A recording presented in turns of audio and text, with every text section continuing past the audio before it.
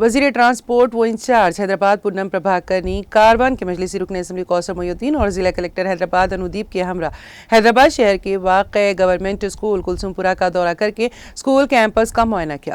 اس موقع پر ریاستی وزیر نے اسکول کے طلباء کو فراہم کردہ سہولیات کے بارے میں تفصیلات سے واقفیت حاصل کی۔ اس موقع پر ریاستی وزیر پونم پربھاکر نے اسکول میں اساتذہ کی ضرورتوں کو پور کرنے اور کلاسز کے لیے اضافی فرنیچر کی فراہمی کی یقین دہانی کرائی۔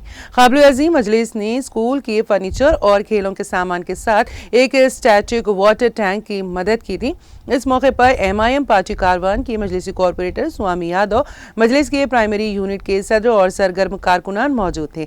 واضح ہے کہ رکن اسمبلی نے حال ہی میں انچارج منسٹر کے ساتھ GHMC حدود کے ارکان اسمبلی کے منعقدہ جائزہ اجلاس کے دوران کاروان حلقے میں اسکولوں کا معائنہ کرنے کی درخواست کی تھی۔